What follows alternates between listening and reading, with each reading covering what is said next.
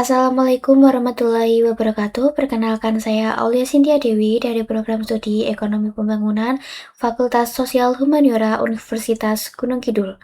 Pada video ini saya akan menjelaskan tutorial analisis data menggunakan aplikasi SPSS dengan judul penelitian yaitu pengaruh sosial media marketing terhadap keputusan pembelian dengan brand trust sebagai variabel moderasi. Analisis yang dilakukan meliputi statistik deskriptif, uji validitas, uji reliabilitas, uji asumsi klasik yang terdiri dari uji normalitas, uji multikolinearitas, dan uji heterokedastisitas, kemudian analisis regresi moderasi atau moderate regression analysis, dilanjutkan dengan uji T, uji F, dan uji koefisien determinasi. Untuk yang pertama, kita akan menyiapkan data terlebih dahulu. Kita klik Excel. Di sini saya sudah persiapkan seluruh data beserta dengan total masing-masing variabel. Sudah saya cantumkan. Nah, setelah di sini kita buka untuk SPSS-nya. Kita pindahkan data yang ada di Excel ke dalam SPSS. Untuk pertama, kita blok semua datanya. Kita Ctrl C, kita klik dan Ctrl V. Nah, di sini sudah masuk semuanya. Untuk nama-nama variabelnya tadi saya sudah masukkan di variabel view. Nah, untuk variabel X itu adalah sosial media marketing, dan untuk Z-nya yaitu brand trust, dan untuk Y-nya yaitu keputusan pembelian. Untuk langkah yang pertama, kita akan melakukan analisis statistik deskriptif. Di sini saya akan klik menu Analyze, kemudian Descriptive Statistik, lalu Deskriptif.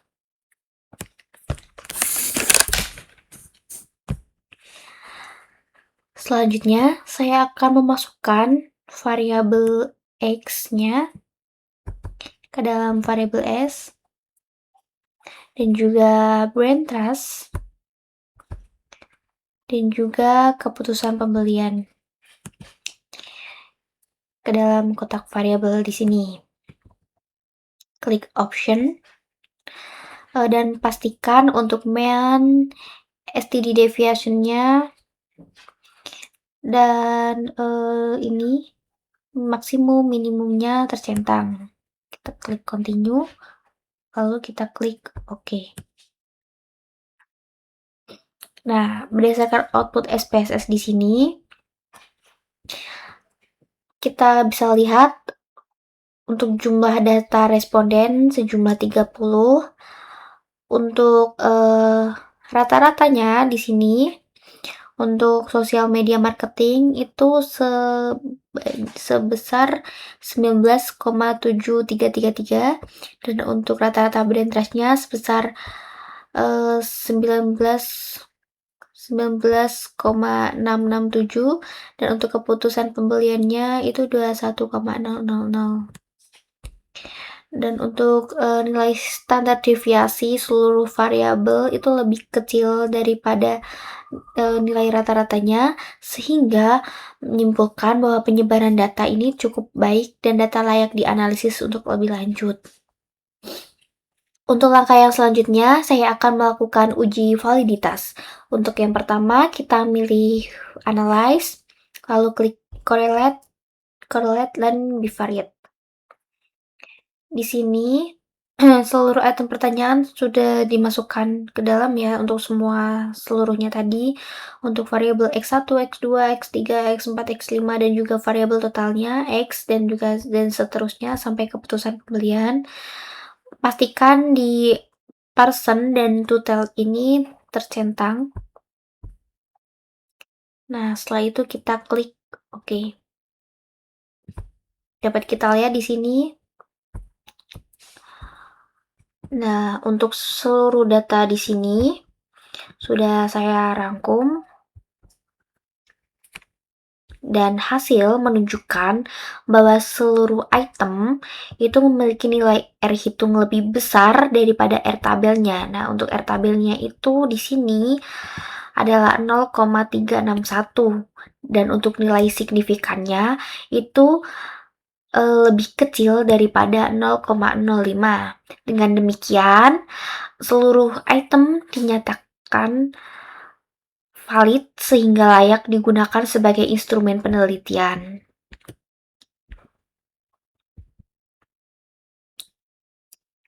Selanjutnya, saya akan melakukan uji reliabilitas. Di sini saya akan memilih menu Analyze, kemudian Scale, dan kita klik Reliability Analyze.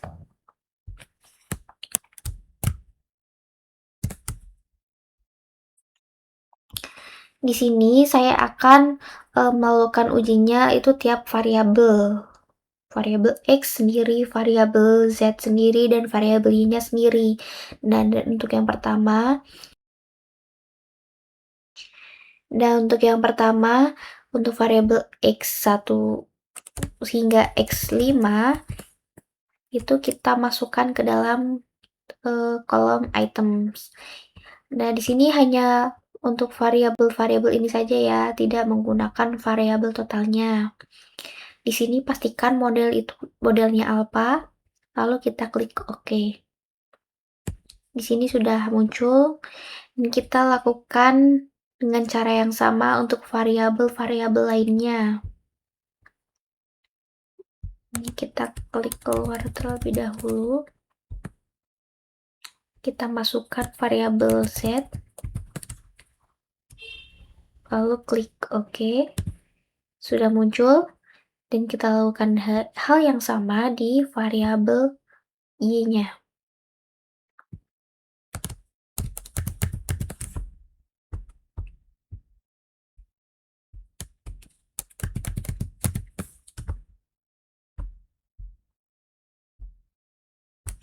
Nah, jika sudah, untuk semuanya itu tadi, kita lihat di nilai Chromback alpha-nya untuk variabel X, variabel Z, dan juga variabel Y-nya. Di sini sudah saya rangkumkan nilai Chromback alpha di sosial media itu senilai 0,836. Nah, untuk variabel brain trust-nya senilai 0,852 dan untuk variabel keputusan pembeliannya itu senilai 0,893. Karena seluruh nilai itu lebih besar dari 0,70, maka seluruh item itu dinyatakan reliable.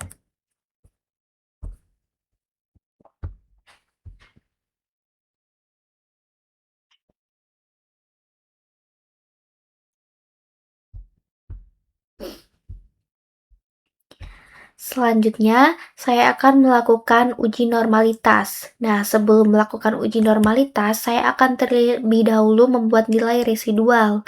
Caranya, saya akan klik Analyze, kemudian Regresi, dan klik Linear.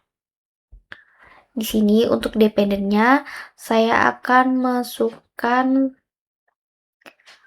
keputusan pembelian, dan untuk sosial media ke independence, kolom independence dengan brand trust-nya juga. Nah, di sini setelah semuanya dimasukkan, kita klik save. Jangan lupa untuk memberikan centang ke unstandardized yang residual. Lalu kita klik continue, dan setelah itu kita klik OK. Muncul seperti ini, dan akan muncul di sini sebagai variabel res. Variabel res 1. Setelah residual ini muncul, kita akan langsung melakukan uji normalitasnya. Yang pertama, kita klik analyze di sini. Setelah itu non-parametric test,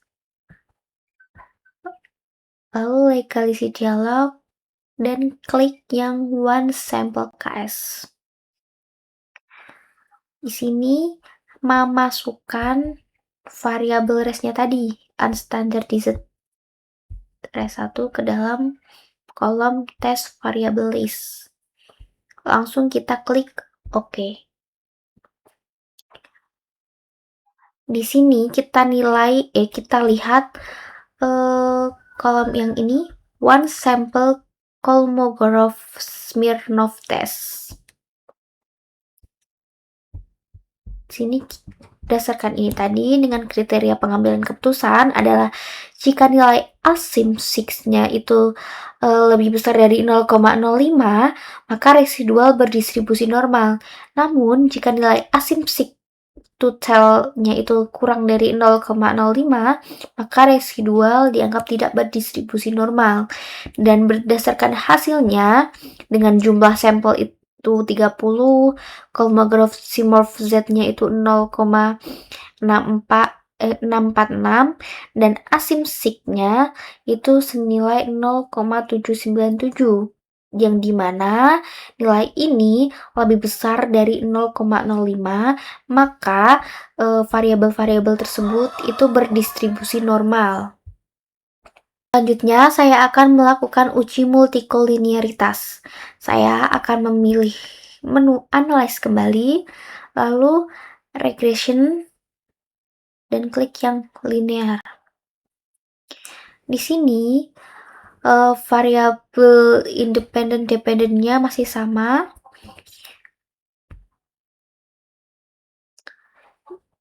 Bedanya di sini kita klik statistik dan kita klik collinearity diagnosis. Nah, setelah itu kita klik continue dan klik OK.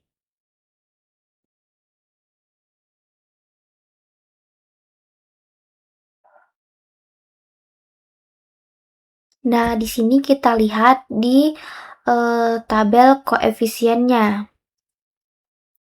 Yang ini jangan lupa untuk kita copy dan kita masukkan ke dalam kerjaan. Di sini kriteria pengambilan keputusannya dilihat dari nilai tolerance lebih dari 0,10 dan nilai VIF-nya itu kurang dari 10.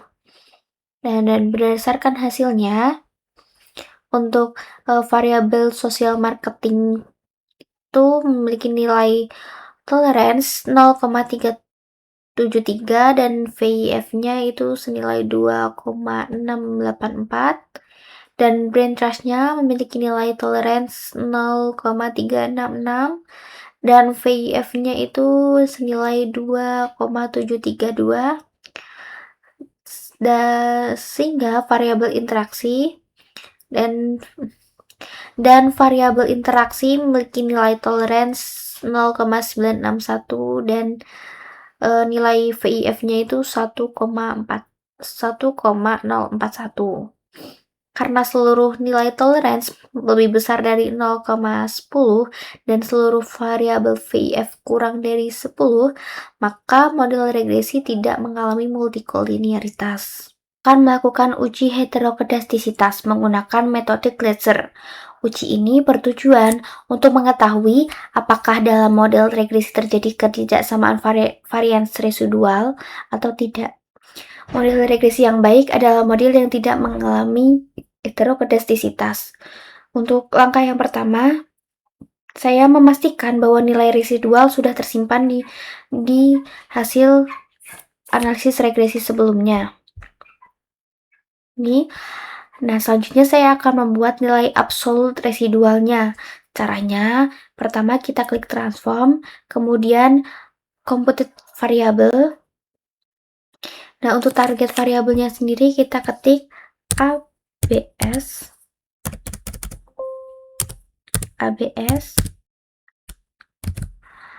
res. Dan untuk numeric expression-nya kita ketik ABS, buka kurung tutup kurung, di dalamnya kita masukkan variabel res1-nya.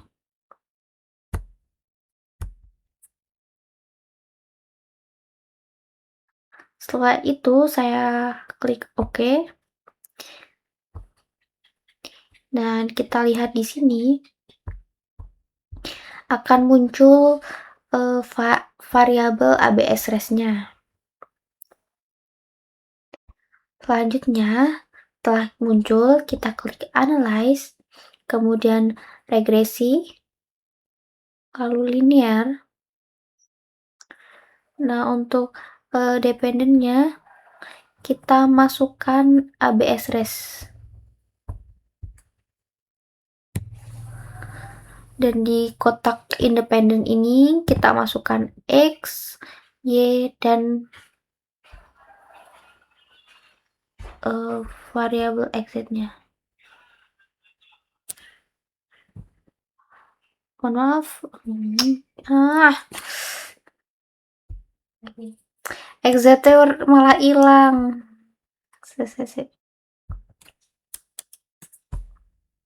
Kok hilang sih Himaki? Padahal perasaan best deh.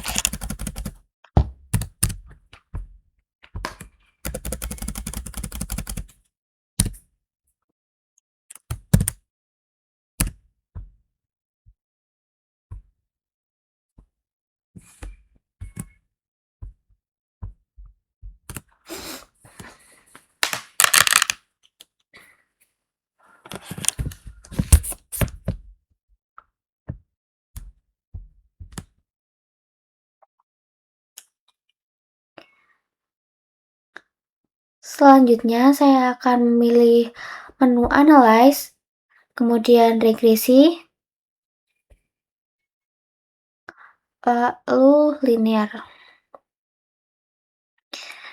Nah, berdasarkan hasil output, nilai signifikan variabel sosial media marketing sebesar 0,554 dan variabel berinterestnya itu sebesar 0,349 dan variabel interaksi XZ-nya sebesar 0,637.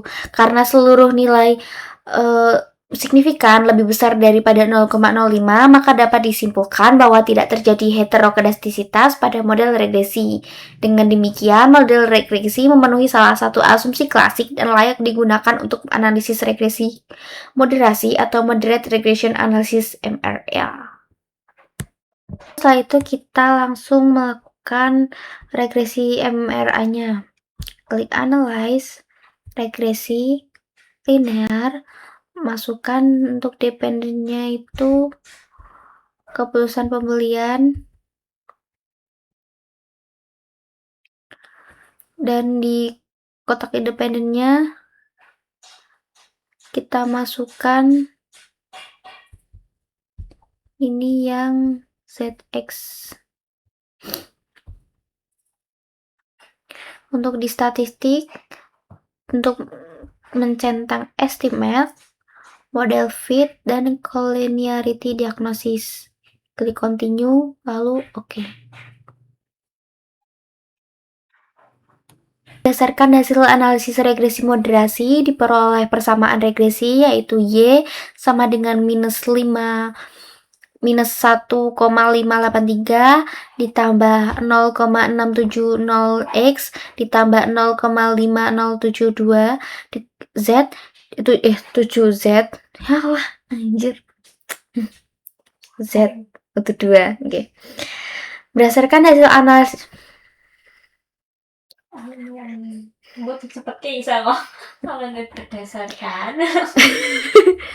Berdasarkan hasil analisis regresi moderasi, diperoleh persamaan regresi, yaitu Y sama dengan minus 1,583 ditambah 0,670x ditambah 0,507Z minus 0,060ZX.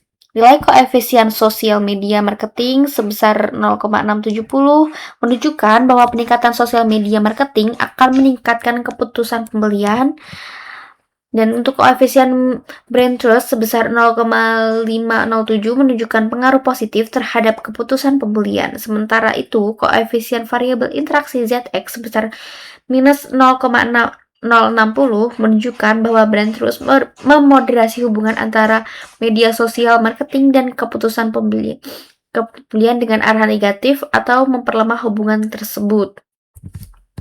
Selanjutnya, kita akan melakukan uji hipotesis, dan uji hipotesis yang pertama yaitu uji T untuk mengetahui pengaruh masing-masing variabel independen terhadap variabel dependen secara parsial.